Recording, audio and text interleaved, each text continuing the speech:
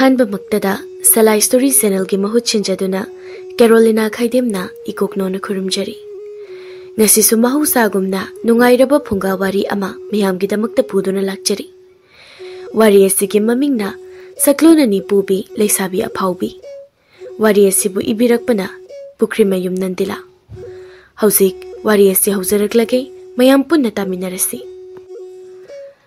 ningthi koba khullamada Leisabi amakak leirami mahakki mingna Leisna haina kaurami mahakpu khullaikai gi miyoi amatana khangdaba yauramdi maming yamna chatlami aduso aphanungai oina maming chatpa nate nupi khwaidagi mathong chadabi durbasa haina maming chatlibani Leisna nupa mayam amana nga phariba pukhri mapala tu leptuna law dana takli oi somna lao tu sida leire asomna chengkhre ni oi sarupalang tu asida nanga chapmana ba ma asida chengkhre tu Leisna na sarupalang hairuriba nupa du lukhoini Lukhoi mayang yamna kangba nipa amani adubo haipadi yamna singi machinsu okhakali Leisna na mangonda sarupalang hairakhiba duda mahak yamna sauraduna Leisna tana na balawrai oi saru oina phaba siyengba nungaitrabidi nasa phaba nang kummaga pharu laudana kai gandabda nupa marasida nupi mana phogyan yaladana ha Akon bagi lukhoi gi wadu Leisna na takri aduna pi semduna leikhom marakadu da chongtharai kaiba nang hojiki to kai habano ha kai habano ba Leisna na lukhoi gi manadu uru leithalai ai nai thadu ni nangbo as na yimi thadu mi kai gi thadu pa nang hojiki ro bagi wadu yam thuna halaga hairo adu na tadi nang na se shagaire ne na hairo habane Leisna masama u yamna phai Masa phakraba Leisna na mana adu tikhatana leithalakpa dudadi lukhoi khangba ngamdaduna kaplaw duna hairi o nuba marta phawyan ya lai bane thadu memta aina abna sire mi nangbo masi matung yaudu banu pa nangna aingonda musitena hatoge de nangda asi haiduna Leisna lukhoi gi mana adu phatlawna thadoktuna nga tungol lori babatina du lokhatuna pop thaduna puthaba hori nga tungol lori babatina du lokhatuna pop thaduna puthaba hori batindu de yauramba nga gado pungchai rami machindasu kari mayam ama lole aibu phawyan ya li kai no ha kai no ba aina noi nupa marta yaubra ba nan thokhido banga do aina haibiraga phawyan ya ba kai no ha lukhoi makut hanbadi ngamda ayo lauduna kappi nga pharamba nupa mayam da suchin naraktuna khamdoknai Lukhoi ngasaidagi mana wana phajaramba nga singdo Leisna na loina haido pikri phusu phubiri Lukhoi kaptuna hairi aina nongda kayam akaiba wa hakrege nang nuaini ba thaubuda nakhya to shagai hange ba asi haramduna Lukhoi masana ipapa laikhomo lainango masadagi thoklakpa I singduga chaitek amotpa mankhai kaptuna chatki Leisna masada leikhong wakta taiduna tumina lepli khara ahaloiba nupa amana chairi hai nang sibu Leisabi ni haibasi kawrabra ni be manangbo nangi na sadu da kiba khangba haibasi amata phawdrabro taunu arembada chai chani ko atai nupa singdudi lep tuna yengduna loina leini makhoi Leisna da wahi ama phawba haidi haibagi pangal su leiti Leisna kuchu ku leini masa phai wang chawi nupi ni haizabagi wani pangal luksing nupa amadagi helibani mangonda wakan nangangba yade phingi nupi amu oibagi thabaksing di hai tawbutabu nupi amu oibagi gulde mangonda machet ama phawba yaude ngasi phawda maga khatnakhiba mi amata mana phukhidaba yaude phingbagi hognabi wa haibana koli khut thabana hali laikai gi mina mabu mathong chadabi Leisabi durbasani haiduna hainarami Magi tungda adumna haizabagi wani mamangdadi adumna ka haiba ngamba natti mane phokhiba midi maga thaina babawba phi mangba yauribani Leisna lekhom mayam aduga mamit ka mayaga khak phatuna sauna la imayumda ichya ising gara puthoro phi su puthoro mana haribadu mache leinadani leinana ai ising pura paga ngamaroi pukhri da dum kumbaga lujaruro Hoi, phi du budi pupirake Leisna macheda sauna mamit khana yenglai. Leina manaugi miteng aduda manaugi mihu khangbana kina hairi. Ho yare pura age namit kado adumai yengkan. Asi haramduna Leina imungda chensinki. Ngahak leiraga batin namaga phiga puthorai. Phidu mafam chana thanamduna batindu pukhridagi ising sotluduna Leisna iruluja halami. Leisna gi machi manau ahumni mache Leina amadi manau nupa Lankhomba mahakna yaimani. Lankhomba chakhumda mamada kanna wari sari. Ima nangbu iche ni se amtadi hayuba mabani kyam kuina lekhidoino ba ado iche leirasu chemchadi hanak mayum palan khrasi ko. Lankhomana mamada haribasi mache ani mayum palhalasi masu mayum palage haribani. Mama tharikna sauna hairi.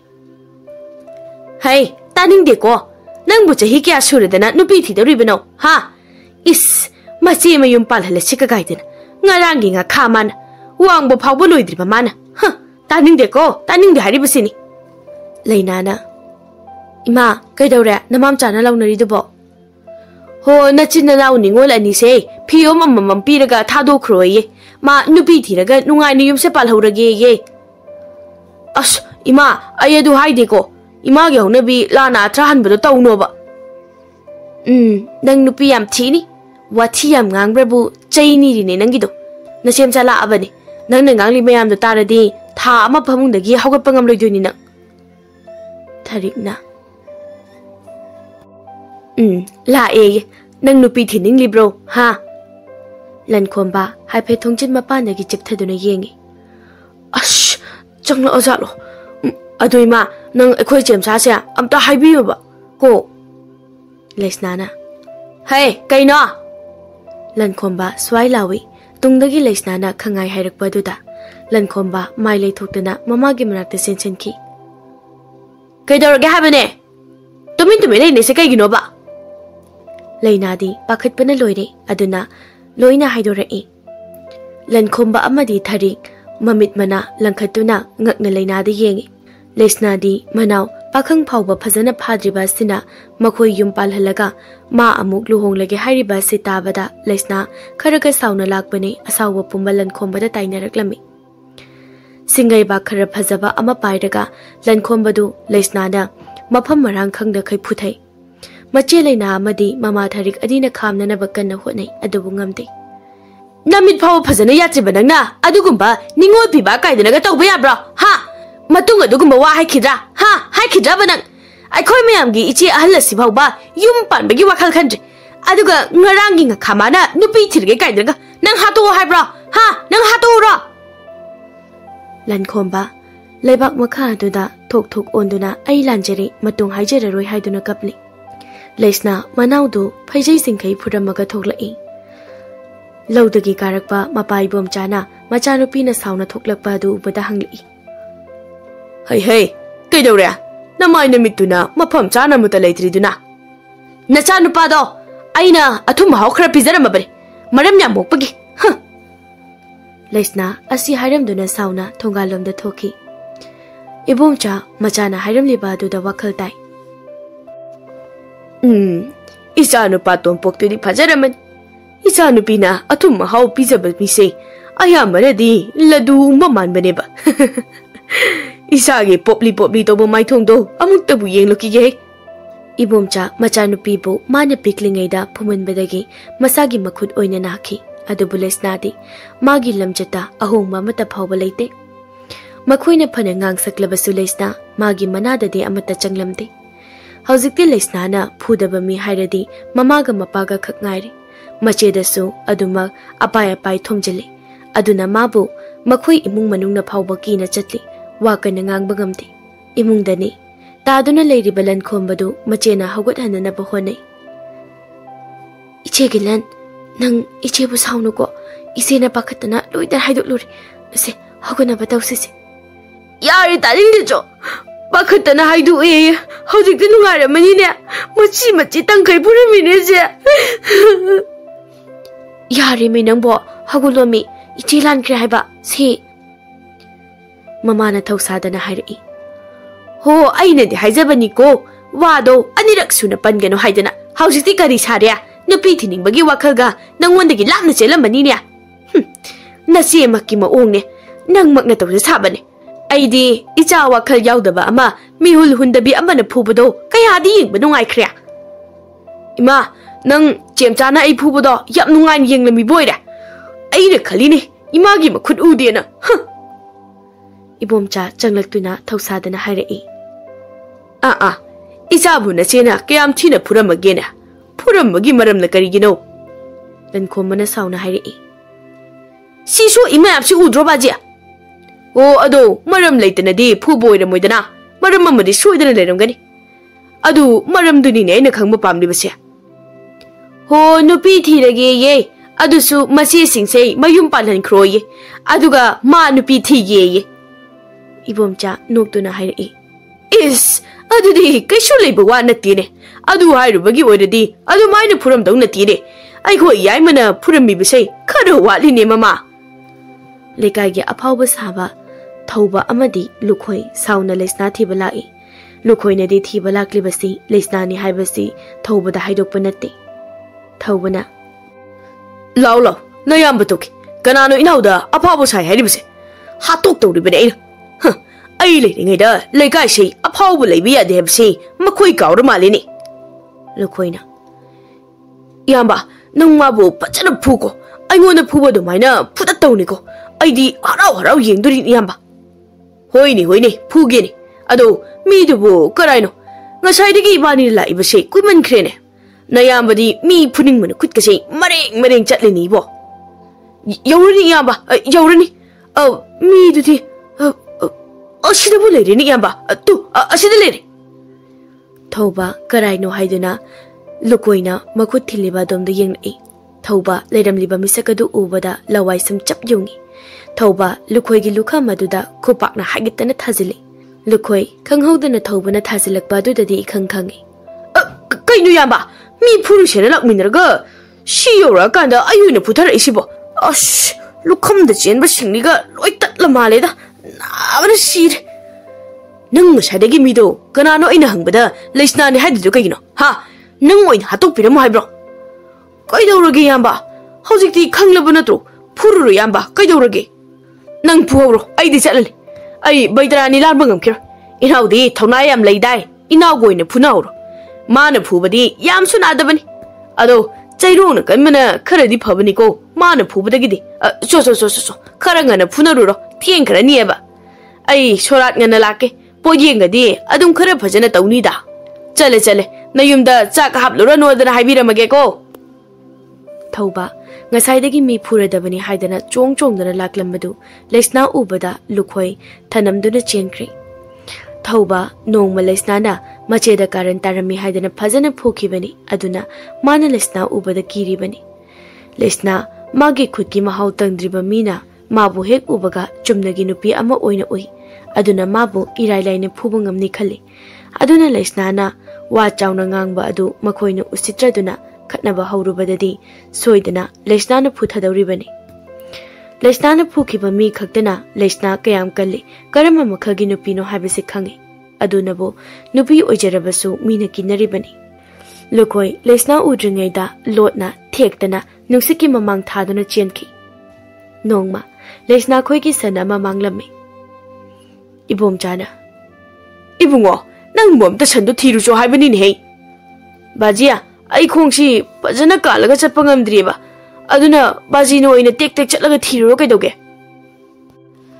Leisna imungdagi thoklai aduga mangola du da lepi sumangda phamduna leiriba lankhomba magi manakta phamliba mapada chirol tawduna hairei bajia nacha nupi khulak sase thogli itu asido oina thihalu chuso aina chatpa ngamdrisisu mana phubadei natro aduna manu oina thiru chu hayoba baji hai ibema nangbu korai chatori banone baji ai ke suchaloida kai leirage o ai khoi ge sana amubido mangkre asum maninglomgi umang asukpa du daga changkhraba maline adu kai doroge thiru ba yadro aduna tragana lankhomba chalaga thelo cho yadro ho ipagi khongshidi sangna chatpa ngamdre chokthare bang lawi sithabasu dawine Nanao si shu makong shay tharaga chatpa phajana ngamdri male nangna singai bagna sathina kankibadagi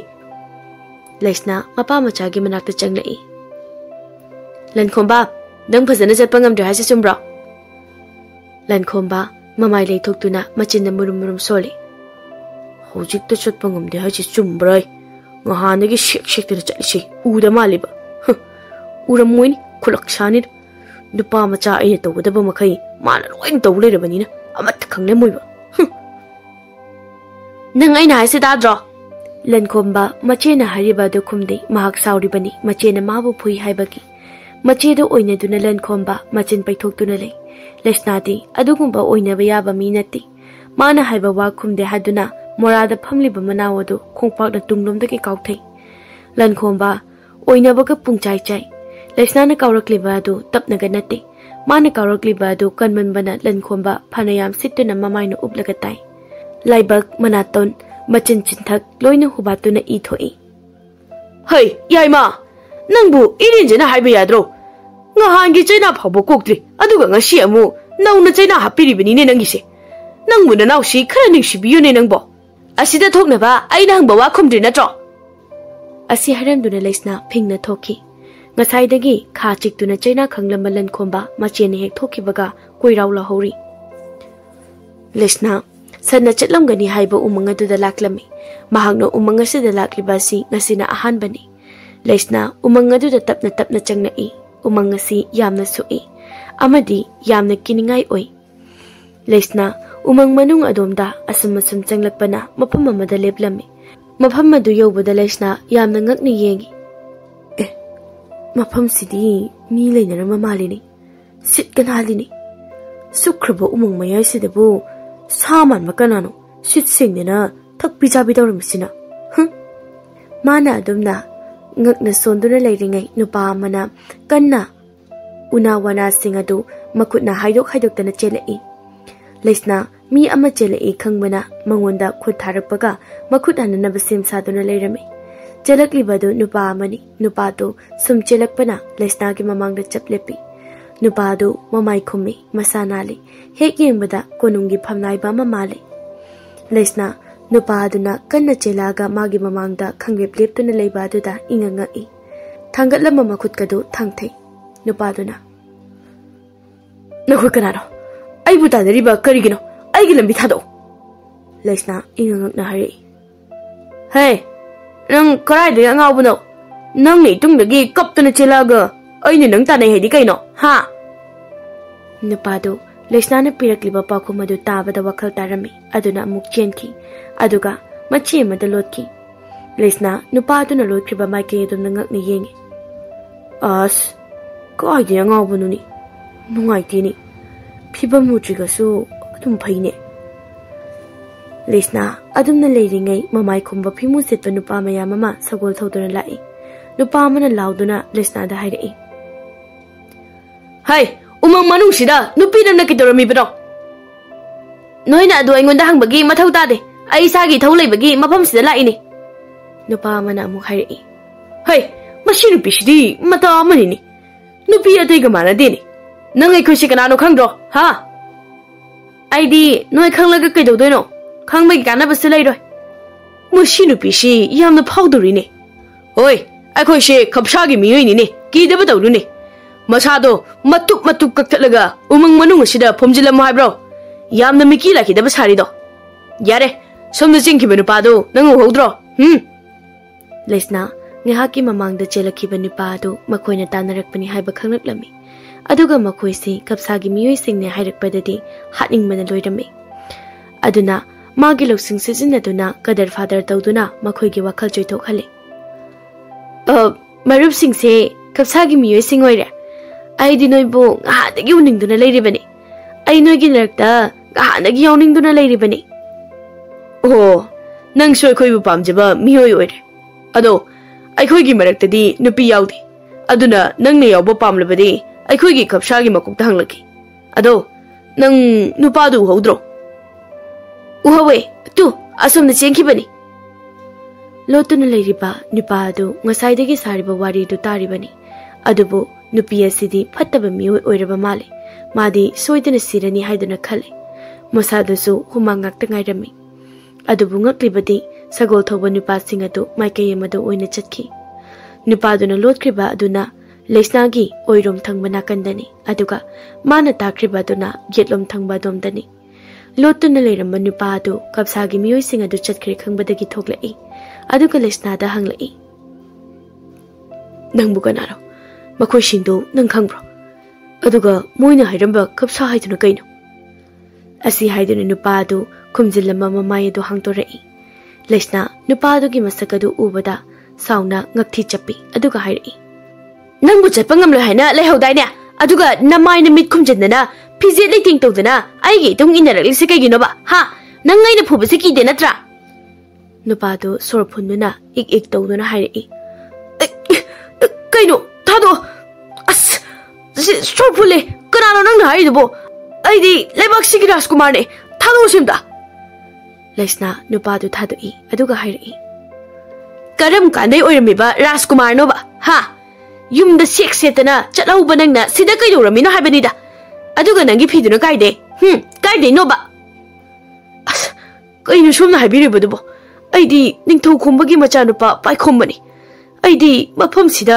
ꯏꯅꯥꯏꯁꯤꯡꯒ ꯂꯝ ꯌꯦꯡꯕ ꯊꯣꯛꯂꯛꯄꯅꯤ ꯀꯣꯅꯨꯡꯗꯒꯤ ꯑꯗꯨꯒ ꯑꯩ ꯊꯟꯗ ꯅꯥꯏꯇꯣꯝ ꯇꯥꯕꯒꯤ ꯈꯨꯗꯣꯡꯆꯥꯕ ꯂꯧꯗꯨꯅ ꯍꯧꯖꯤꯛꯀꯤ ꯐꯤꯃꯨ ꯁꯦꯠꯄ ꯀꯥꯡꯕꯨꯗꯨꯅ ꯑꯩꯕꯨ ꯀꯣꯏꯇꯥꯟ ꯇꯥꯟꯅꯔꯛꯄꯅꯤ ꯃꯈꯣꯏꯒꯤꯗꯣ ꯑꯩꯒꯤ ꯁꯅꯥ ꯂꯨꯄꯥꯁꯤꯡ ꯑꯁꯤ ꯃꯨꯟꯅꯅꯕ ꯇꯧꯕ ꯃꯥꯜꯂꯦ ꯑꯩꯁꯨ ꯊꯋꯥꯏ ꯍꯤꯡꯅꯅꯕ ꯆꯦꯜꯂꯛꯄꯗ ꯃꯐꯝ ꯑꯁꯤ ꯌꯧꯔꯛꯄꯅꯤ ꯑꯩꯒꯤ ꯁꯒꯣꯜꯗꯨꯁꯨ ꯆꯦꯜꯂꯨ ꯌꯥꯔꯛꯇꯕꯗꯒꯤ ꯍꯨꯟꯗꯣꯛꯂꯝꯂꯦ ꯂꯩꯁꯅꯥ ꯅꯨꯄꯥꯗꯨꯅ ꯍꯥꯏꯔꯤꯕ ꯋꯥ ꯃꯌꯥꯝ ꯑꯗꯨ ꯇꯥꯕꯗ ꯉꯛꯅ ꯌꯦꯡꯉꯤ ꯅꯨꯄꯥ ꯑꯁꯤ ꯂꯟꯈꯣꯝꯕꯒ ꯆꯞ ꯃꯥꯟꯅꯩ ꯑꯗꯨꯅꯅꯤ ꯂꯩꯁꯅꯥꯅ ꯂꯟꯈꯣꯝꯕꯅꯤ ꯈꯟꯗꯨꯅ ꯄꯥꯏꯈꯣꯝꯕꯕꯨ ꯉꯛꯊꯤ ꯆꯞꯂꯨꯔꯤꯕꯁꯤ ꯑꯣ ꯅꯪꯒ ꯈꯦꯠꯅꯔꯤꯁꯤ ꯅꯪꯅ ꯅꯁꯥ ꯈꯔ ꯐꯕꯁꯤꯇꯅꯤ ꯑꯗꯨꯕꯨ ꯁꯛꯇꯤ ꯀꯔꯤꯃꯇ ꯈꯦꯠꯇꯣꯛꯅꯤꯡꯉꯥꯏ ꯂꯩꯇꯦ ꯁꯣꯝꯅ ꯑꯩꯁꯤ ꯀꯅꯥ ꯃꯥꯜꯂꯨꯔꯒꯦ ꯑꯩꯒꯤ ꯏꯅꯥꯎꯅꯨꯄꯥ ꯑꯃ ꯂꯩ ꯑꯗꯨ ꯌꯥꯝꯅ ꯃꯥꯟꯕ ꯑꯗꯨ ꯍꯧꯖꯤꯛꯇꯤ ꯃꯥꯟꯗ꯭ꯔꯦ ꯃꯨꯟꯅ ꯌꯦꯡꯖꯜꯂꯛꯄꯗ ꯑꯗꯣ ꯅꯪꯕꯨ ꯔꯥꯖꯀꯨꯃꯥꯔꯅꯤꯁꯨ ꯍꯥꯏ ꯑꯗꯨꯒ ꯅꯪꯅ ꯃꯤꯁꯤꯡꯗꯨꯅ ꯇꯥꯟꯅꯔꯛꯑꯒ ꯅꯪꯅ ꯆꯠꯂꯛꯏꯗꯣ ꯀꯩꯒꯤꯅꯣ ꯅꯪꯕꯨ ꯈꯨꯠꯂꯥꯏ ꯊꯥꯡ ꯇꯤꯟꯒ ꯑꯃꯠꯇ ꯄꯨꯔꯒ ꯆꯠꯇ꯭ꯔꯣ ꯆꯠꯂꯦ ꯑꯗꯣ ꯑꯩ ꯑꯍꯥꯟꯕꯗꯗꯤ ꯃꯣꯏꯒ ꯍꯥꯟꯅ ꯈꯨꯠ ꯊꯣꯛꯅꯔꯝꯃꯦ ꯑꯗꯨꯕꯨ ꯃꯈꯣꯏꯒꯤ ꯃꯤ ꯃꯌꯥꯝ ꯑꯃ ꯑꯃꯨꯛ ꯂꯥꯛꯄꯗꯒꯤ ꯑꯩ ꯃꯈꯣꯏꯒ ꯃꯥꯌꯣꯛꯅꯕ ꯉꯝꯗꯕꯗꯒꯤ ꯆꯠꯂꯛꯄꯅꯤ ꯑꯩꯗꯤ ꯂꯥꯟꯒꯤ ꯈꯨꯠꯂꯥꯏ ꯇꯝꯕꯁꯨ ꯂꯣꯏꯗ꯭ꯔꯤ ꯑꯗꯨꯒ ꯏꯇꯣꯝꯇꯁꯨ ꯑꯣꯏ ꯃꯣꯏꯒꯤꯗꯤ ꯃꯤ ꯃꯌꯥꯝ ꯑꯗꯨꯗꯒꯤ ꯑꯩꯁꯨ ꯅꯤꯡꯊꯧꯒꯤ ꯃꯆꯥ ꯑꯣꯏꯔꯕꯁꯨ ꯁꯤꯕꯗꯤ ꯁꯤꯅꯤꯡꯗꯕꯅꯦꯅ ꯆꯦꯜꯂꯛꯄꯅꯤ ꯑꯗꯣ ꯃꯣꯏꯅ ꯍꯥꯏꯔꯝꯕ ꯈꯞꯁꯥ ꯍꯥꯏꯕ꯭ꯔꯥ ꯀꯩꯅꯣ ꯑꯗꯨ ꯀꯩꯅꯣ ꯂꯩꯁꯅꯥ ꯍꯥꯏꯐꯦꯠ ꯃꯆꯤꯟꯗꯨ ꯆꯤꯡꯗꯨꯅ ꯅꯣꯛꯏ ꯑꯗꯨꯒ ꯍꯥꯏꯔꯛꯏ ꯅꯪꯕꯨ ꯅꯤꯡꯊꯧꯒꯤ ꯃꯆꯥꯔꯣ ꯅꯠꯇ꯭ꯔꯒ ꯃꯤꯅꯥꯏꯒꯤ ꯃꯆꯥꯔꯣ ꯂꯩꯕꯥꯛ ꯁꯤꯟꯕ ꯊꯨꯡꯅ ꯃꯃꯤꯡ ꯆꯠꯂꯤꯕ ꯈꯞꯁꯥ ꯐꯥꯎꯕ ꯈꯪꯗ꯭ꯔꯤꯗꯨꯕꯣ ꯑꯩꯗꯤ ꯀꯥꯏꯗꯩ ꯈꯪꯅꯅꯤ ꯍꯥꯏꯒꯦ ꯀꯣꯅꯨꯡꯗꯒꯤ ꯁꯨꯡꯊꯣꯛ ꯊꯣꯛꯇ꯭ꯔꯒ ꯑꯗꯣ ꯅꯪꯅ ꯈꯔ ꯍꯥꯏꯕꯤꯔꯛꯑꯣ ꯍꯦ ꯅꯪ ꯍꯥꯏꯗꯤ ꯀꯩꯅꯣ ꯏꯆꯦ ꯀꯧ ꯑꯩꯒꯤꯁꯨ ꯅꯪꯒꯨꯝꯕ ꯏꯅꯥꯎ ꯃꯅꯥ ꯀꯟꯕ ꯑꯃ ꯂꯩ ꯅꯣꯏꯒ ꯂꯣꯡꯒꯥ ꯑꯣꯏꯅꯤ ꯍꯣꯏ ꯏꯆꯦ ꯑꯗꯣ ꯑꯩꯁꯦ ꯅꯤꯡꯊꯧꯒꯤ ꯃꯆꯥꯅꯨꯄꯥ ꯅꯥꯏꯇꯣꯝ ꯄꯣꯛꯆꯕ ꯔꯥꯖꯀꯨꯃꯥꯔꯅꯤ ꯑꯩꯉꯣꯟꯗ ꯊꯧꯒꯜꯂꯣꯟ ꯕꯦꯕꯥꯔ ꯀꯥꯏꯔꯕꯗꯤ ꯁꯣꯏꯗꯅ ꯆꯩꯔꯥꯛ ꯐꯪꯒꯅꯤꯀꯣ ꯏꯁ ꯕꯦꯕꯥꯔꯒ ꯇꯧꯍꯟꯅꯤꯡꯂꯤꯔꯣ ꯔꯥꯖꯀꯨꯃꯥꯔꯅꯤꯅ ꯍꯧꯖꯤꯛꯇ ꯐꯤ ꯍꯨꯝꯈꯩ ꯁꯦꯠꯂꯛꯄ ꯅꯪꯅ ꯌꯥꯝꯅ ꯑꯩꯉꯣꯟꯗ ꯆꯩꯔꯥꯛ ꯄꯤꯅꯤꯡꯂꯒꯅꯅꯦ ꯍꯧꯖꯤꯛꯀꯤ ꯅꯨꯄꯥꯁꯤꯡꯗꯣ ꯀꯧꯈ꯭ꯔꯒꯦ ꯂꯩꯁꯅꯥ ꯃꯃꯥꯏ ꯑꯣꯟꯊꯣꯛꯇꯨꯅ ꯀꯧꯒꯗꯕꯩ ꯃꯑꯣꯡ ꯇꯧꯏ ꯀꯧꯒꯅꯣꯕ ꯏꯆꯦꯅ ꯍꯥꯏꯅꯤꯡꯕꯗꯣ ꯑꯗꯨꯝ ꯍꯥꯏꯌꯨ ꯀꯩꯁꯨ ꯀꯥꯏꯗꯦ ꯑꯗꯣ ꯈꯞꯁꯥ ꯍꯥꯏꯁꯤ ꯀꯩꯅꯣ ꯑꯩꯗꯤ ꯌꯥꯝ ꯈꯪꯅꯤꯡꯉꯤ ꯏꯆꯦ ꯍꯣꯏ ꯍꯥꯏꯕꯤꯔꯒꯦ ꯑꯗꯨꯔꯣ ꯌꯥꯝꯅ ꯃꯊꯣꯡ ꯆꯥꯗꯕ ꯍꯨꯔꯥꯟ ꯆꯤꯟꯊꯤ ꯇꯧꯕ ꯀꯥꯡꯕꯨꯅꯤ ꯃꯤꯒꯤ ꯃꯄꯣꯠ ꯍꯨꯔꯥꯟꯕ ꯑꯗꯩ ꯃꯤ ꯐꯥꯔꯒ ꯐꯨꯕ ꯄꯣꯠꯆꯩ ꯃꯨꯟꯕ ꯃꯤ ꯍꯥꯠꯄ ꯑꯁ ꯃꯣꯏꯒꯤ ꯃꯔꯥꯜꯁꯤꯗꯤ ꯂꯣꯏꯕ ꯅꯥꯏꯕ ꯅꯠꯇꯦꯗ ꯃꯤ 2,000ꯃꯨꯛꯅ ꯄꯨꯟꯁꯤꯟꯗꯨꯅ ꯁꯥꯕ ꯃꯤꯑꯣꯏ ꯀꯥꯡꯂꯨꯞ ꯑꯃꯅꯤ ꯈꯞꯁꯥ ꯍꯥꯏꯁꯤ ꯑꯗꯨꯒ ꯃꯈꯣꯏꯒꯤ ꯃꯀꯣꯛꯇꯨꯅꯦ ꯌꯥꯝꯅ ꯁꯥꯊꯤꯔꯤꯁꯤ ꯃꯥꯒꯤ ꯃꯁꯛꯁꯦ ꯀꯅꯥꯅꯁꯨ ꯈꯪꯕ ꯉꯝꯗꯦ ꯑꯗꯨꯒ ꯃꯣꯏꯒꯤ ꯂꯟꯒꯩꯁꯦ ꯃꯥꯅ ꯉꯥꯛꯇꯨꯅ ꯂꯩ ꯍꯥꯏ ꯑꯩꯁꯨ ꯈꯜꯂꯤꯕꯅꯤ ꯃꯥꯒꯤ ꯈꯣꯡꯒꯨꯜ ꯂꯤꯔꯒ ꯂꯩꯕꯥꯛꯁꯤꯗ ꯊꯣꯛꯏꯕ ꯍꯨꯔꯥꯟ ꯆꯤꯟꯊꯤꯒꯤ ꯊꯕꯛꯁꯤꯡꯁꯦ ꯂꯦꯞꯍꯜꯂꯁꯤꯔꯥ ꯍꯥꯏꯗꯅ ꯄꯥꯏꯈꯣꯝꯕ ꯀꯔꯦꯝꯅꯅ ꯅꯣꯛꯇꯨꯅ ꯍꯥꯏꯔꯛꯏ ꯍꯤꯁ ꯏꯆꯦꯅꯕꯨ ꯑꯗꯨ ꯇꯧꯕ ꯉꯝꯒꯗ꯭ꯔꯅꯦ ꯏꯆꯦꯅ ꯑꯗꯨꯒꯤ ꯊꯕꯛꯇꯣ ꯇꯧꯕ ꯉꯝꯂꯗꯤ ꯂꯩꯕꯥꯛꯁꯦ ꯈꯔꯗꯤ ꯑꯑꯣꯟꯕ ꯄꯨꯔꯛꯀꯅꯤ ꯏꯆꯦ ꯍꯥꯏ ꯅꯤꯡꯊꯧ ꯃꯆꯥ ꯃꯤꯀꯤ ꯊꯤ ꯌꯥꯏ ꯂꯥꯎ ꯅꯌꯨꯝꯗ ꯊꯤꯟꯕꯤꯔꯝꯒꯦ ꯑꯁ꯭ꯋꯥꯏꯗ ꯑꯃꯨꯛ ꯂꯝꯃꯥꯛꯅꯔꯒꯅꯦ ꯁꯥ ꯀꯩꯅ ꯑꯃꯨꯛ ꯆꯥꯕꯤꯈꯤꯅꯤ Rajkumar Paikhomba amadi Leisna ngasida thengnaba oirabasu matam kuinadagi loinarakpa tinarakpagumna ikoi koidana wari watai sanarami.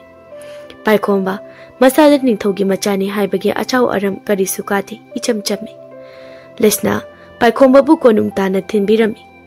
Ningthau khomba Leisna bu yamna thagatpirami machabu kanbirakpagi. Leisna mayumda halaklami. Tharikna Leisna Nangbu san thibani haidana chakraga karaida chatlurabage sanna ngasaidagi halaktuna leire. Leisna sagoladumda chepthaduna yenglai. Oh, nangdi ebu mafam aduda puthokpi boira. Asumna solamduna Leisna mamada kariso harimdana imungda changki. Numit asidagi Leisna umang aduda tuina chatpa hawraklami amadi Arab mafamda su chattuna miyoi kaya sanga tawrami. Matam khara hauki lankhomba maganu sinariba nupi eduna unasi thoklau haina pau tharakpadagi ngamda sek tuna thoklai. Kaino Thaja nangna ise nafamge khangandi. Thaja yam sauna lankhomba di yengi aduga hairai. Kaino nangna ingonda hekta tainere sibo ayya nangbu nahanbro nangna tholagdrisa kayam kuirage adugi hinglibra siribra khangningduna ne pau tharakpani. Nangna nahanba natrasu maramdi nangnidana aduga nangna ai siribra hinglibra khangnilibdo ai siradi lekai wa lawridro ngawi. Kaino nangna bai marambu aina ne kaidia. O nangna hayo haiba wado hairubadaini aina ngasi machi pairisi. Lan aini ngasai bu yengsaludi namai namitudi dak ngakta. Mai mesibudi anirak suba oina pisilakpain aikoi chimsan. Kaigino noina chedur basaduna pakhang pharaba nangbu adum phurisibo. Kaide pakhang noda aikoi mana ise wangbu paulodri hai aduga chimsana su mit yatri hai aduna nangna haiba wado yakte. As moina dumai hairaga yaradra haiba nangbo. Yadradi kaidawnia khong sangna tingtholaga kaptauda ngaire. Kaino nang haidubo nangbu mi natraba ba nang kayam kuina moina haibada tawra lekhidawrige. Ai kaidaw haibano Thaja aise isieni gi makhagi manawni moina haiba wada aina kari hairudoino ba. Ai kaisu khangde nachi ahalle resu yai madudi mayum palhaloko ai magade leiminabagi je pokminariba nang phau chatpa ngamda kai phui hayengwa engondaga phuradi aidi ngatana sara solani. Yai madune pharak tarsi mana ise tumit kangumani makut pena phurisi. Ingo khoina so magi mi chakta sangi ningo ma khoina hena chaw piba ingondagi si haisu ningo piba haina kakhatlagani yangni sida nirisi aise moina ka shoidu sibiba nate. Thaja lankhomba kaptharakpa aduda nungairatruduna themjinbi. Nongma hauki Leisna mathong chadaba sum helai. Nupina tawba yadaba tawhaidaba thabak mayam ama tawba horai. Mahak mapana yu thaktuna mayum halakpada imungda changhandaduna mangolda tumhankibani. Adubu ngasidi nupi manu oina yu thaktuna yum hanjilakli. Hausi ma kanamtaga London khoidin nakhidre. Kanamataga sonsinaduna wari sana khidre. Mana yuga thaktuna tawriba si mama khoina di khangjaba nate. Mahaki nungtigi tawba thabak hairagadi ayuk ngana thokiba aduga sanga banga tawruraga numidang thengna chahaidaba chinjak chaduna hanjilakpa. Mahakna tawriba sanga si kanano khapsani. Maha khapsagi miyoi kayaga pullaga thabak tawba haurabani. Nomo numit amada leina maga nusinajaba nupa aduga chenanabani haidana numidang athengba duda tumina thoklai. Leina maraibagna thirisu yu taptaingi thaksilaga Handuktuna leiramba manaw Leisna gi hek mayukne. Leisna na He athengwa sida kaiduna nang de kaidawriba aina tawrise nang udraba achaba makai loyo thoise aduga nangna nakoktaga phi kuptana tholaisina kaiduna kaisatoino kaisunateda ingena sumkupani koksibudi ingena kokupaga thongada thoke tawriba nati he khong hamgen thoklaini nangi khongse thongal da hamdoiro maningda leiriba amangsangsina kaidawraba Leisna mamit kadu imu ngangi aduga mamai leithorakpada ure konthongda nupa ama cheptha yengduna leiribadu. Leisna na hai karai de huran mena saidulu misina si haiduna Leisna sambaldagi chekhok ama satli aduga thoke hek tawrakpaga machena makhudu tap launa phai. Leisna ma huran balak banati ikai hangoidana harabada nasinga si chelagena nupa se aina kaukhibani namangonda kaisu tawganu chairu thammo Leisna ahing sida natradi nangi chen jongmai matam se leitraba ha nang nupa sina mayum yonaba bubini haibase nang thajabra nakoktu atu kyam yaudru kaigino haina singnaba lemna lakhalaga luhongbadi kai kaige nangni heta cheni libasiba. Leisna ngaujabagi wani Izat ikai bahmadi miyoi bagi sadarol pumbadi khangi. Iche chango yare nangna chendaba yade haragadi hayeng numi taramdai adwaida oina chelo ngasidi thing chango cho nupasi ai fajana haraga chalo hakragi hai angang nang aikhoina sumba haidabasida thakara ine nangna pamisi kaino ha aina chembada nangina thaukai lege nang kayam pharage nangna halaido kayam thingna ga kandro aise nangina khage angang na tiye iche ai phate ai khangi adubu ichi budi ijat taba thabak to huningdi aina haise wakhal taw iche yare naksilakano yu manam na hare nangsu nangi apama mongda nahandagi hinglidina aisu aigi punsigi oiba khongthang amani aina ngasi thangdoribasi nang aingonda ahit pe pirakano asi hairamduna leina thokige tawi adubu Leisna na magi makhut phakre leina yam sauna manaugi mamai da khupak na hagitana thazali Leisna mamai mamik punga ngangkhani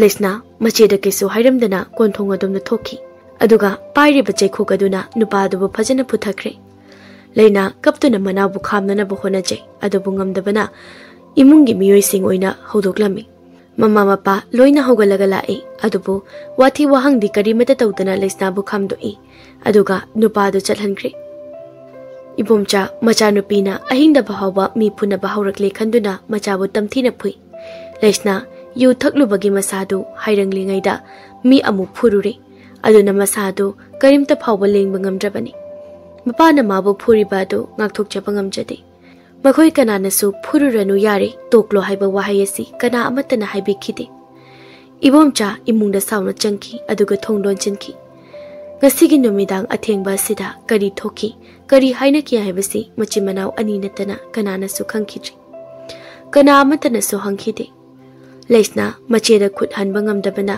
nupa duda phukhibani Tingel tingbang ngamdraga nasikhongda taine haibaduni nongali Leisna di leiramtre adubu makhoi kaisu khanade numida sidagi Leisna kanana suba phangkhidre kitang kuirakpadagi di imungi miyoi singsu nusa thirakli makhoi na ngamba makhai di thire adubu mahakna lot ke yauna lot khrabara phangba kaubadi leitre khabana hoi kari no ne na khoina haribadubo ꯑꯩꯈꯣꯏꯒꯤ ꯃꯔꯛꯁꯤꯗꯗꯤ ꯅꯨꯄꯤ ꯑꯃꯁꯨ ꯌꯥꯎꯕ ꯅꯠꯇꯦ ꯑꯗꯨꯒ ꯀꯃꯥꯏꯅ ꯅꯈꯣꯏꯅ ꯃꯥꯕꯨ ꯄꯨꯁꯜꯂꯛꯂꯤꯕꯅꯣ ꯏꯌꯥꯝꯕ ꯃꯥꯗꯤ ꯅꯨꯄꯤꯅꯤ ꯍꯥꯏꯖꯕꯒꯤ ꯋꯥꯅꯤ ꯅꯨꯄꯤ ꯃꯈꯜ ꯑꯃꯅꯤ ꯃꯥꯗꯤ ꯇꯁꯦꯡꯅ ꯑꯩꯈꯣꯏꯒꯤ ꯃꯔꯛꯇ ꯇꯤꯟꯕ ꯄꯥꯝꯂꯦ ꯌꯥꯔꯦ ꯅꯈꯣꯏꯅ ꯇꯧꯒꯗꯕ ꯆꯥꯡꯌꯦꯡ ꯈꯔ ꯇꯧꯔꯣ ꯑꯗꯨꯒ ꯃꯥ ꯑꯩꯒꯤ ꯅꯥꯛꯇ ꯄꯨꯁꯜꯂꯛꯅꯅꯕ ꯑꯊꯨꯕꯗ ꯇꯧ ꯐꯒꯅꯤ ꯏꯌꯥꯝꯕ ꯃꯃꯥꯏ ꯈꯨꯝꯃꯤ ꯃꯁꯥ ꯄꯨꯝꯕ ꯑꯃꯨꯕ ꯐꯤꯖꯣꯜ ꯉꯥꯛꯇꯅꯤ ꯁꯦꯠꯂꯤꯕꯗꯨ ꯁꯨꯞꯅꯇꯪꯒꯤ ꯃꯃꯤꯠ ꯈꯛꯇꯅꯤ ꯈꯨꯝꯗ꯭ꯔꯤꯕꯁꯤ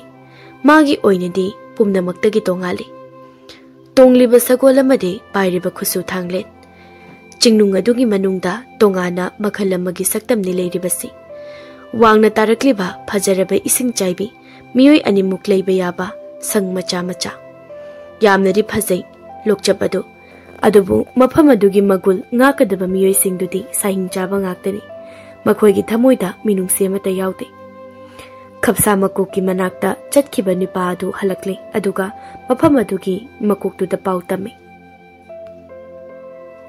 mako yamana yarake aduga changyeng khara tawraga magi manakta tharo haire kaiba magi manakta tharo haiba aina magi kangu shida yauribse chahi kumja kya surabaki ai phawba magi masagadu amukta phawbu ujri magi phijang marumdagi wangang laaga khonjel tabadu natana Asengbadi khapsagi luchingbu oiriba khwaidagi oktaba mahak asi magi kangu asida phawba masak khanganba natte adumna mafam adugi makok oiriba nupaduna hairingai mapanda launa khongnabagi makhol tarai makokna korino yuno singsina launar ibasina sa pharak labazala hai leptan leirenu thoksila hatu hatu tholakpa makok amadi khongnawaduna ore nupa amana khu kununa makhut atatpa du yingdura kaplibadu Makuradu loina maktuple aduga unsa machet amana yalaga leire isu phiri phiri kapli madu ubada makoktu lawalu ton sale hai si karana tawribana kaino bonoina tawrisi lesnana aina tawbani aina makut masa sangmagi makutse aina saroktana kakhatpani makoktu yamna sawrai aduga manakta leiba nipa amada phurujo haibagi mawongda ingit tawi mikup phadi nupadu makoktagi ingitu Hek ubaga nupi aduda phururnaba semsaduna chensinkre makhoi mayamna koisinduna nupa aduga nupi aduga phunaba adu yengi aduga khara mana makhut kakkiba nupa adu hida khapli sum phunarakpaduda nupi adugi mamaida kupsiliba phi adu taki ure nupi amagi maithong yamna mak phajaba mak natrabasu nupi ama oibagi maithong maitadi kaisu awatpa leite Lairiba ataidudi nupa ama oiramgani haina leptuna yengduna leirambani adubu nupi ama oiramba sidadi makhoi ngai nupi adu kanasu nate leisnani leisna nupa sing aduda makhoi khudombi aduna thile aduga hairai nakhoi naibu nupi ne haiduna usi thawoidaba tawraba ngasi nupa asida thokiba sumna nakhoi dasu soidra thokani mase nakhoi kawgana nakhoi naibu khudong chaba lauduna Chamarak sarak tanunaba honarabasu chamarak adumoi thokloi aise nakhoina laina khalambadi yai adubo aise matam amada khapsagi makoki loinabi oirakpa yana leiribani makok oiriba nupadudi ngasai makhoigi luchingba aduna hairakiba aduga leisnana hairakliba asiga tabada masadu pakhatpa phawe makokna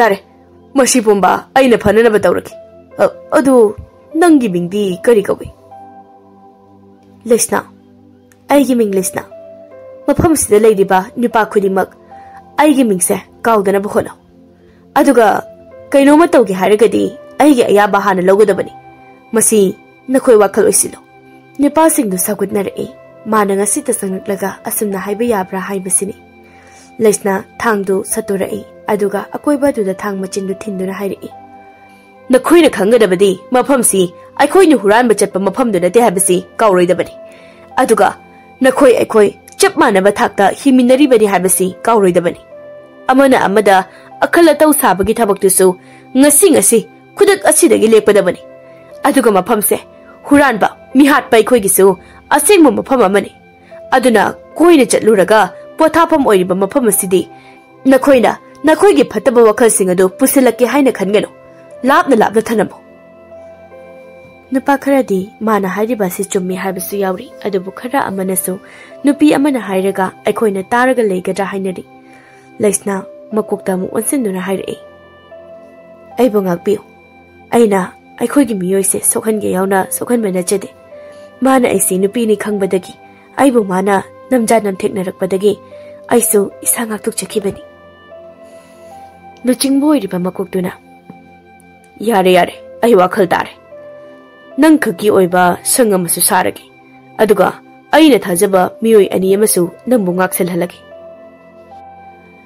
awangma mafam amada leptuna lauduna amuk hairi ngasi aikhoigi irakta nauna yawrakliba nupi asigi oiba sang ama khudakta sagadabani masi aigi yathangni asokpa nupadusu atopa mafam amada nakhoi khara tawraga thindokluro Asumna laurakpadagi nupa singadu mahai mana tawgadaba thabak singadu khaidoknaduna mathauda mai onsinaki Numidangi matamni leisna mafam aduda leiba nupa singaduga koina phamduna wari linari magi punsi wari suliduna tahali aduga leiriba makhoi mayamsu amamamto oina makhoigi punsina mafam asida karamna kari maramdagi yawrakhibanu haibadu liduna awanungai phongdoknari Mayamdugi marakta thamoi sokpa himminbana mamitagi mapi tana wari libasu yauri mafam asida leiriba phamliba miyoi khudimak awa chaitheng phanglaba ngaktani Magi oiba tonganba punsi wari amamam loina leijai.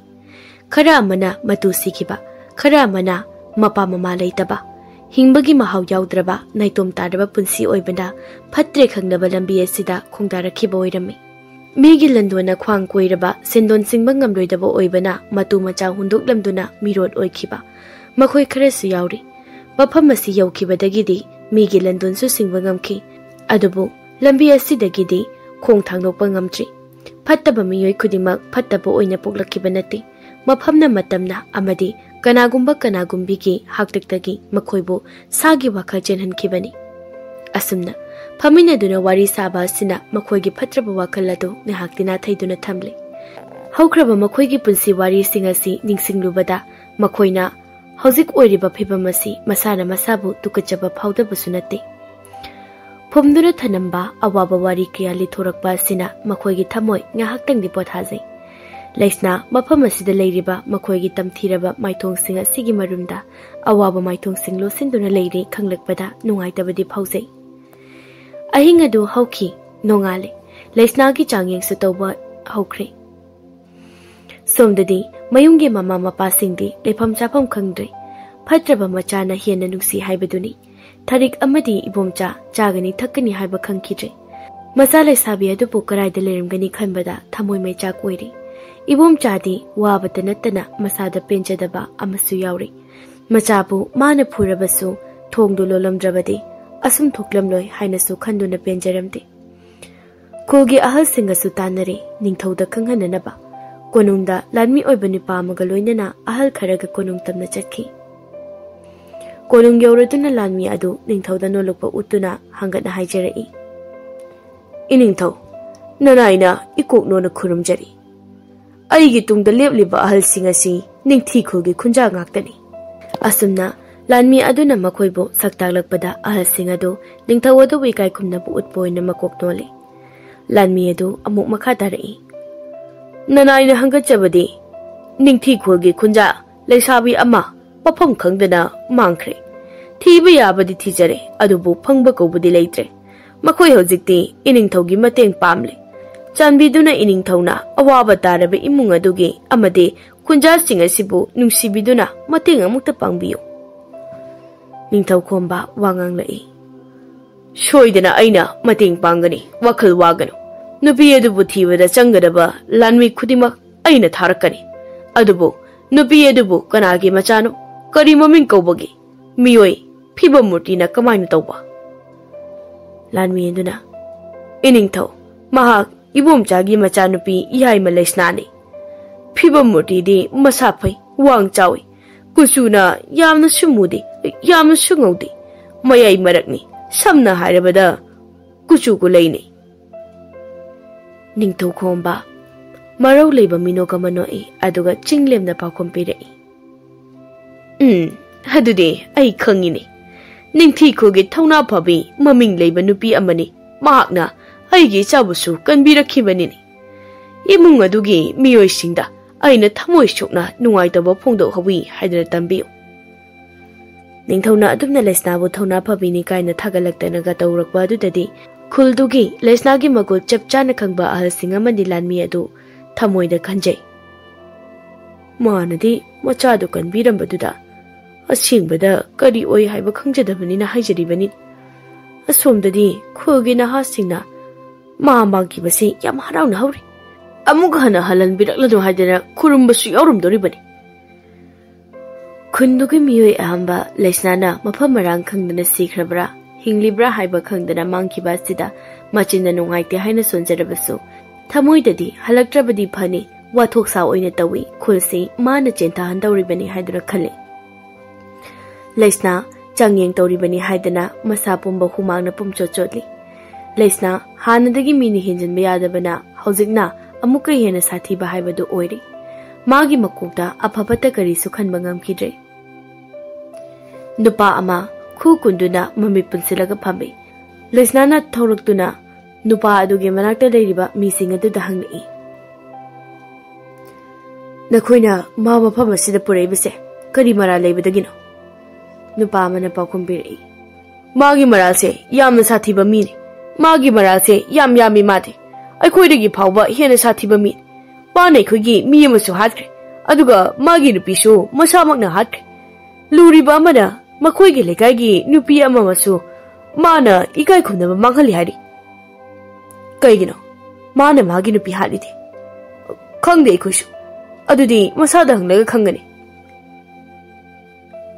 ꯍꯦ ꯁꯛ ꯐꯖꯕ ꯀꯩꯒꯤꯅꯣ ꯅꯪꯅ ꯅꯪꯒꯤ ꯅꯨꯄꯤ ꯍꯥꯠꯂꯤꯗꯤ ꯃꯃꯤꯠ ꯈꯨꯝꯗꯨꯅ ꯐꯝꯂꯤꯕ ꯅꯨꯄꯥꯗꯨ ꯄꯥꯎꯈꯨꯝ ꯄꯤꯔꯛꯏ ꯀꯩꯒꯤꯅꯣ ꯅꯈꯣꯏꯅ ꯑꯩꯕꯨ ꯕꯤꯠ ꯄꯨꯟꯁꯤꯜꯂꯤꯕꯁꯦ ꯑꯩꯒꯤ ꯋꯥꯍꯪꯒꯤ ꯄꯥꯎꯈꯨꯝ ꯄꯥꯝꯃꯤ ꯁꯠ ꯈꯨꯝꯃꯣ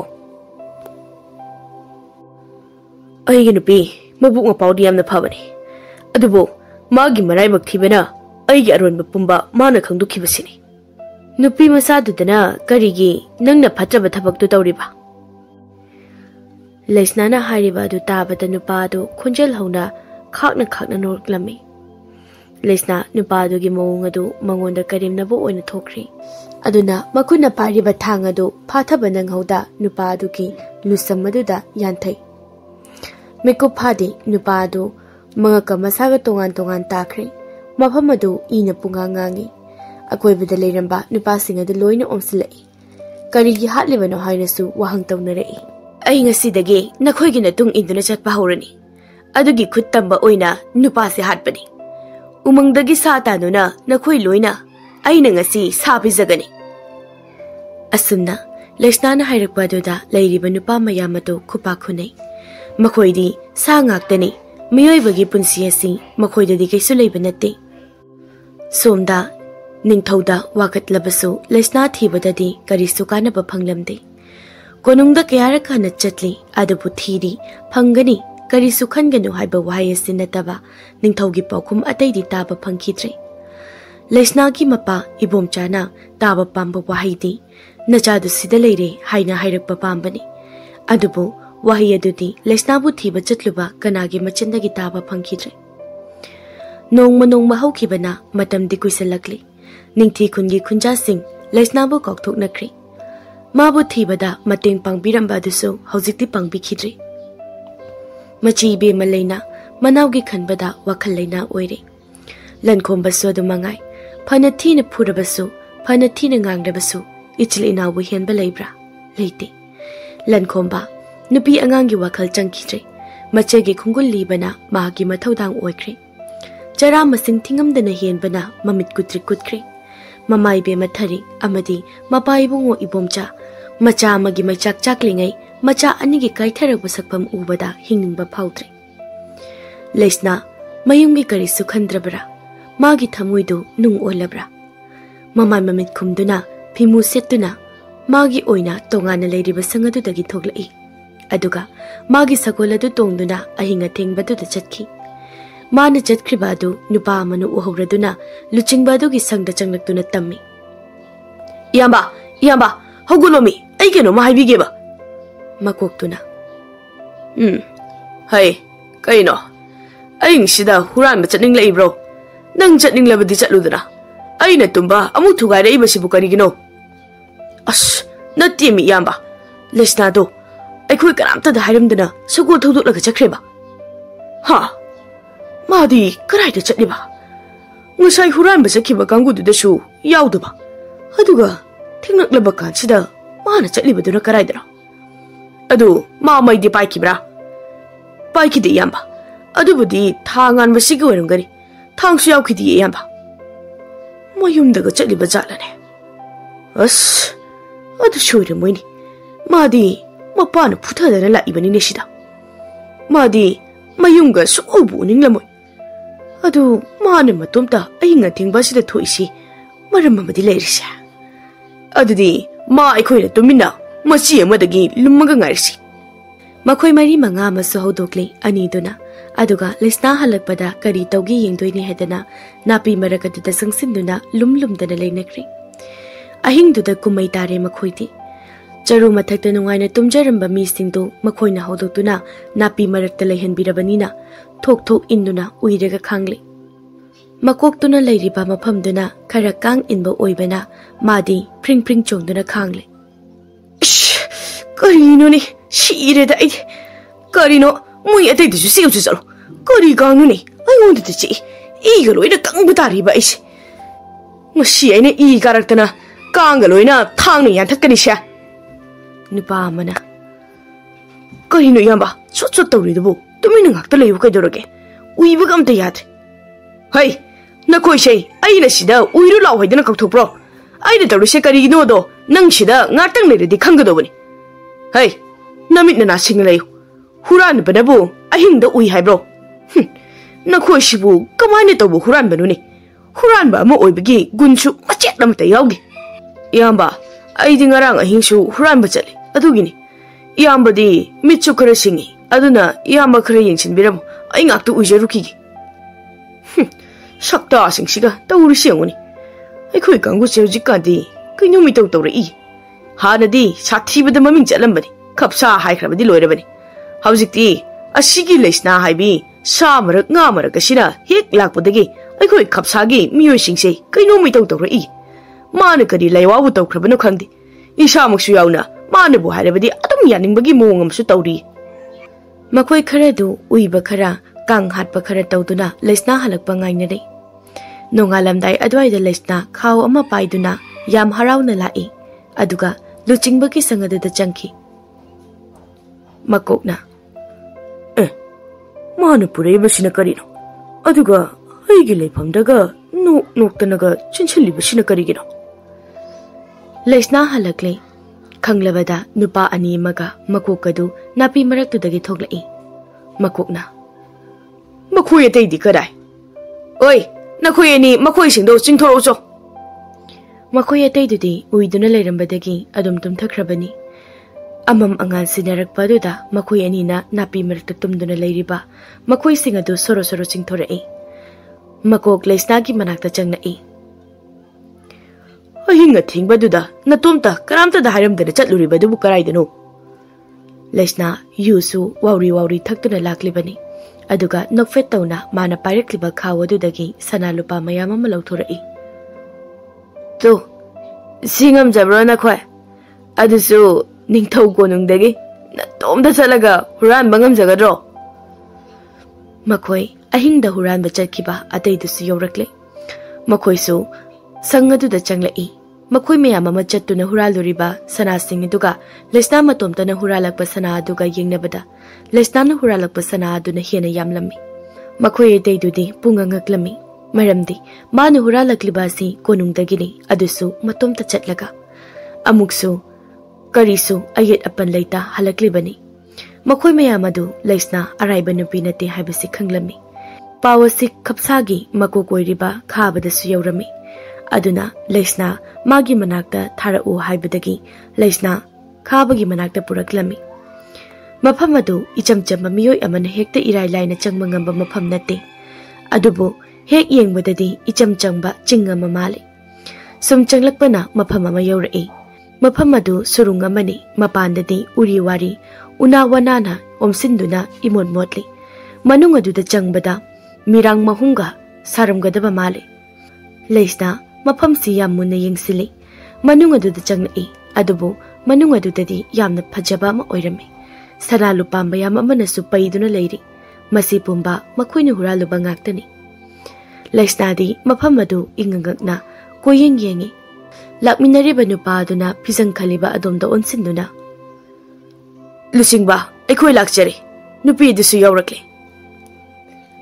phijang marum adudagi nupa amagi khonjena paw khumpirai phare adudi magi maming matha haihalo nipa aduna manga koirei leiduna agoibadu yengduna leiriba leisna da khujina si leisna khangprik khangi ai a kaino nang nangona khujina sik leidi nupadu khonjal tapna hairai ho aikhoi shomgi naming na tha haibiru o yelu chingmana leisna khonjal semduna aigi ming leisna aduga aigi leifamna ningthi khuldagini khabana phare adudi nupa nang chalo ai nupi siga wari khara sahoge nupa adu chatkri leisna matom ta leihore nupa adu chatkri khanglabana khaba phijang adugi marumdagi leisna gi mit mangna thoklai leisna angakpa phaudi maithongda haiphet minok tami khaba hariba nipa si ahalni naha nate maithonggi unsa khuiri pok ngore adubu mahakna toriba thabak singa sidi ithauga lakliba naha amana phawba tawba ngamloidaba thabakli Leisnana Luchingba aina luchingba bu hainingai leitana thagachari nupa maya marak asida aibu yawba yabagi ayaba pibibagi damak Yare ai wa khara hangi bema hoi nang thauna lei haibadi khangi adubu nupi nangna asigi sathi khraba lambi asida khong thangjin ningluriba si karigino nangbu napunsi edu kiemdura manglage khalabro Luchingba aigi punsidi kiemduna loikibana su hena phare ai anem awang khaiba lekai kari haina kini haidana khanba makhoigi marakte hiningde punsi se makalamna ining tamna hingba pame mikha pone hingba haibasi ai ga pamba nate nang se ai gidi icha gombeni ai nangbo makhoi gi manakta thamningde isa na bu yarabadi ipa gi nakta nungai ne leitho nangi apama mongda acha athak maru oiba changgadaba potlam khudimak mafam asida numit khudingi ai khoi gi miyoi singna purakani thaga chari luchingba nachabu minungsi otpi bagi damakta Khaba mahaki wangang amadi utliba mung matau apapa mi male adubu mahak kanano Leisna mafam adudagi khaba ge ayaba lawduna thorakle aduga mahaki phirei dagi che malaw thoraktuna che adu sandoktuna yengi che adu da yawriba adu mi amage ayekpa saktamni Leisna ayekpa saktam adu yengduna machinda asumna sonje ahaldi khara oire adubu Ngahaki matung mapamadu ningthogi masing yamlaba lanmi kiyana koisilame ningthau khomba amadi Rajkumar Paikhomba su lakli manungda Leisna amadi khaba su leiri Leisnana khaba thoro une nang lawba lai ningthaudagi kaidagi loina mapana ngaidana leire khong thangba wagadra kuina surung munung sida mirot oina leiraklabanina khaba Leisnada angakpa meeting ama yenglai ngahaki mamangda mana hairam khiba wahai singa duga hauzuki khonda onthoknasu chana khidri khale as aingonda bu yengdra leireni sasa tholone ai yumda chatinglabani nangi khungul liringai aise mangkhrena wa lawna horabani ni Leisnana sumna ngangduna leiringai makutta khutlai matik chana pairaba lanmi kya changlaktuna khabadu phaduna puthokre isa se wai sange Yumda hana chalukige Leisna surung adudagi harauna thoglai aduga iningthau ai yumda hana amta chalukige ai amu kona konungda lakchagi asi hairamduna Leisna magi sagoladu yangna mayum makai pangna thoduna chatki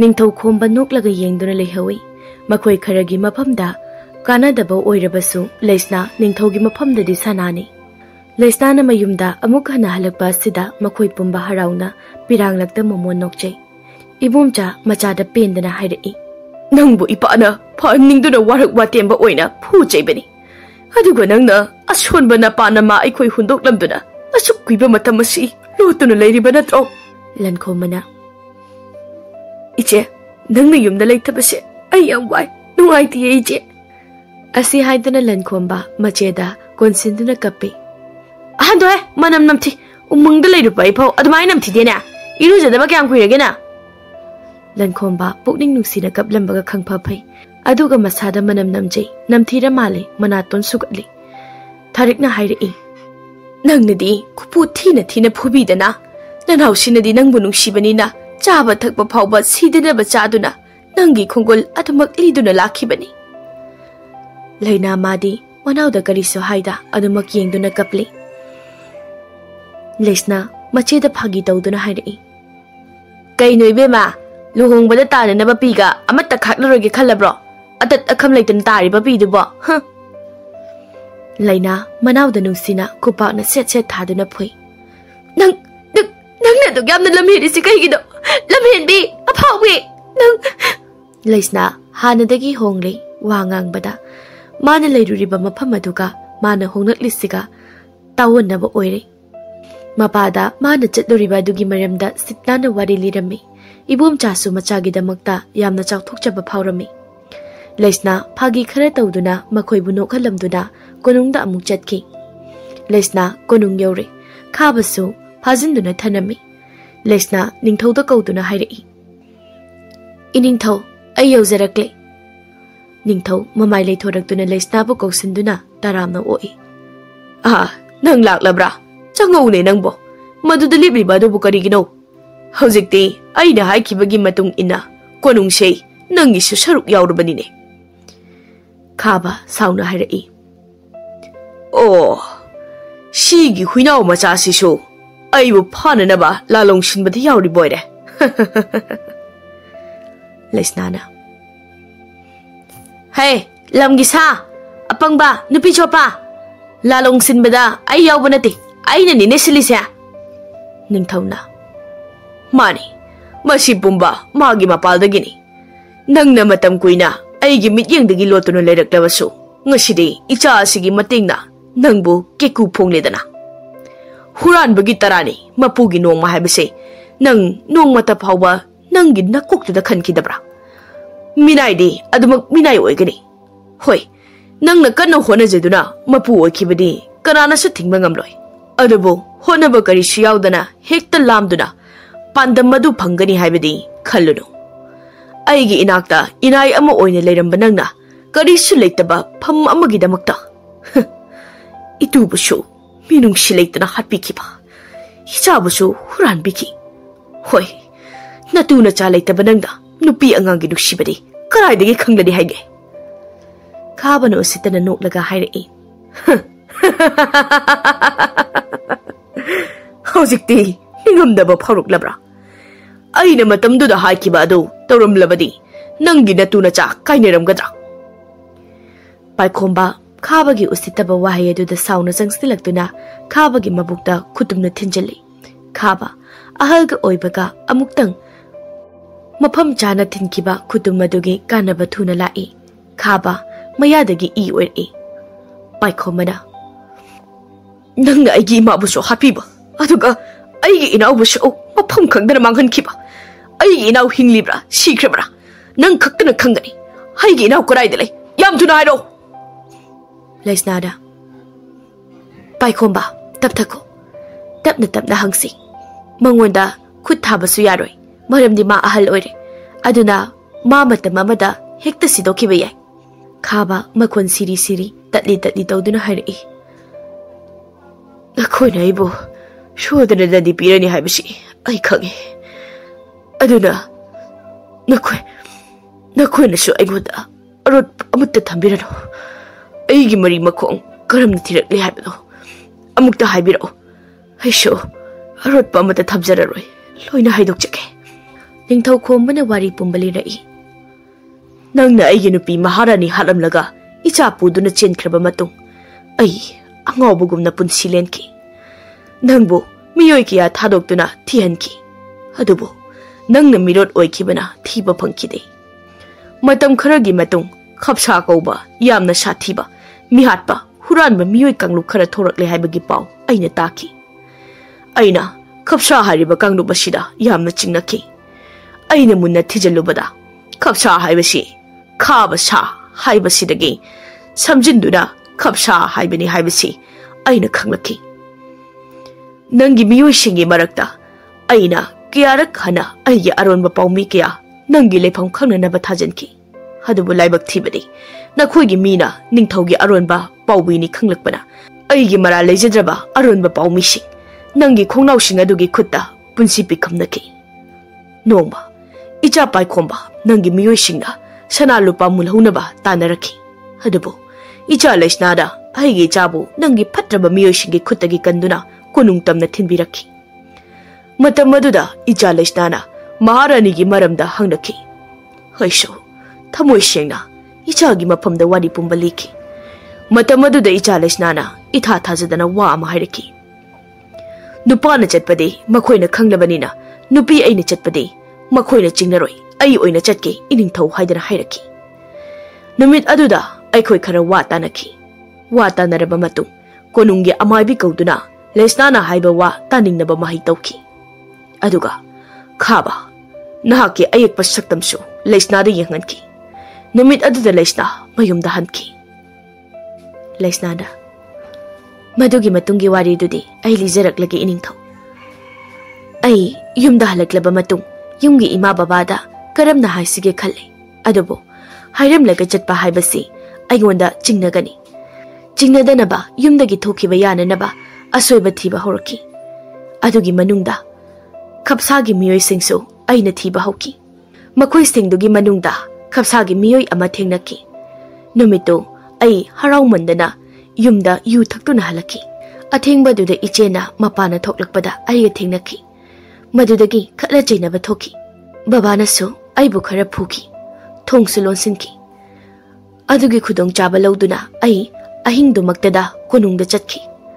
Amaibina mahai tauraba thang amadi khaba nange ayekpa lai puduna ai iningthaugi yaiphamangol nizaduna aiga hana thengnakiba khapsagi miyoi aduga punna lakibani. Miyoiba khudimak asoiba amamamdi loina lei. Masi yamna chumi. Khaba nahaki asoiba sisu mibu thazaba matam kuinadagi aina leiruriba mafam adugi makok oiduna lakribado nangi mityengdadi nangi mi oina uramba yai. Adubu mahak nangi mi nate. Madi nangbu harpa lakibani. Mahak nangna tamthina sarak tamduna hatpikhrabi. Inge legi mabung khambani. Madi nangonda laman khumba lakibani. Mahaksu nangbu hatningna hatpa ngamdana nangi minai oiduna lakibani. Aina konungdagi purakhiba sana aina huralakiba sana nate. Adusu nangi nanakta thuna yaunanaba ibung khambana aingonda takpirakhiba laiwa amani. Aina konungda pau piba chatpada nupa amana uhaure haiba pau ibung khambada pirakhi. Adubu aina sanariba lalong pumba khangkhrani khanduna aigi tung inaduna yenghanbagi mahutta mafamduda oina ngaihanki. Adusu napi marakta. Wari adu liba loirakpada khabagi miyoi saduna leiramba khamba mafam aduda changnai. Khambana sha hojikti nangna tawjuruba naralgi dandi pumba phanglagani. Nangna mara leijadraba awaba taraba nahakaya amasu nangi langda thuanduna fattaba lambi sida namdura pushinki. Aduga amukshu handoktuna chatpa ngamhande. Naujariba karisu khangjadriba makhoibu sijinnaduna nangna nungaina hinki. Makhoina tawba papsingi mahai nangna phanggadabani. Aigi ichalbusu nangna surung adugi manungda sarak tambiki. Ichalduna mabung aibu kayada warauramgadaba. Adubu mabu kanba lakpikhide haidana. Ikuchina nangbu hatlaba kana khaktada ichangi laman singba sakani. Asi haiduna khamba asaubana mang thaduna khababu hatlagi haidana zongsili. Makhoina khababu phazili. Leisnana ibung amukta ngaibiko. Yamna maru oiba wa ama mana haigadaba wale. Hey, sasathuna hairo. Angang adu nangna karaida lotkre. Khaba sorma pi holi. Ningti khogi mamang lekaige ibom jaki thonga da tharamare. Namito ai lanmi kaya amana tanarakpa aduda ai waba hinmanbana angang adu thongal aduda adum thanamabani. Leisna ningthauda ngakna yenglai. Iningthau mangkhriba angang do paikhombaga phaibokla. Hoi mani magi phaibokki manauni. Leisna swai lawi. Iningthau adudi angang adu leiri. Aigi imung manungi miyoi pumba sagol gari ama thaduna lahunbiroklusu. Aduda khanglagani angang adu hingli habasi. Leisna na haibagi matung inna imungi miyoi pumba lauruduna konungda thunglare. Konungi miyoi pumba lankhomba ubada angakpa oinare. Lankhomba amadi paikhomba masak chap mane khetnariba haibabu lankhomba lairaba imungda chawrakpa oibana nungsada thabak subana kujo kitang mui chaba thakpa naidabagi masa khara pai. Atai wangbadagi masaktagi loina animak chap mane. Asimaknasu paikhomba ubada lankhomani khanduna ngakthi chapkhibani Leisnana. Leisna mapa amadi mamada wahang tawrai. Ima, baba, akhoi atomasi iman hek pokchabra. Tharig amadi ibomcha pakhumpi bangamde. Ngahaki matungda ibomcha tapna pakhumpi rai. Nate, lankhomba, aini hek pokchaba icha nate. Madi, aini khulakpani. Lankhomba, Mapana mabu khulakpani apokpa nate haiba asida mamitagi mapi tarai. Ibomchana laibak thibana ekhoige ahum suba oina phangjakhiba ichanupa pokpa tha manga phadringai naraktuna leikhide. Numit kharanigi matungda ichalan khomba ekhoige thongkalda leirambadagi aina thengnaki. Namadi yamna harauki leikhidraba machana amu khalakpani haiduna karamata da haidokshi haiba yakhide. Matam kharagi matung ningthaugi machanupa tha taruklom suraba ama hurankhre haidana taraki. Aina matam kuina thizinbadagi khanglaki madudi aikhoigi yokliba angangsi ningthaugi machani haiba. Aduna haina paikhomba maming lauduna ichagi maming lan khomba haina thonkhibani. Aina matamduda su khangki nongma natraga nongmadi soidana khanglakani haibasi. Maramdi mahak ningthaugi ini mabu soidana kanagumba bana soidana thiba lakani haibasi aina hanadagi khangi. Asing mapumba khanglabana khaba kaisum sangda mapunsi chupa leibagi phadok taki. Ningthauna ibom chabasu hanna thagatli machabu tikta kaidana thambirambagi damak. Leisna su konungda ningthauna pham ama hapiduna thabak tawki.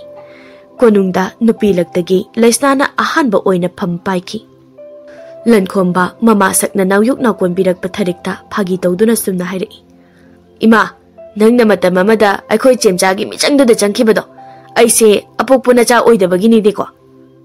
Hey thida angobasidia. Ima aikhoi chemchaje hojikti ai phuraroi ko ichilina oidramdina. Leisna tunglomdagi nangse aina hoji ningthau macha oire kaidanaga phuroidaba maliro. Leisna lankhombu phudugi koitan tanai. Laikondu machin manawna koichen chembada salak sai. Tharik amadi paikhomba makhoina chen chongduna tawriba du yengduna nokli. Mamagi minungsi phanglaktraba paikhomba tharikna luna chana tawbiduna mamagi minungsi punsi matek amatang oirabasu phangan bikhi. Ibomchagi imung konungda ningthaugi achan mamanai masen oiduna nungaina leikhi. Leisnagi matengdagi phatraba khababusu laman khumba ngamki. Boloida achumbana mai paki.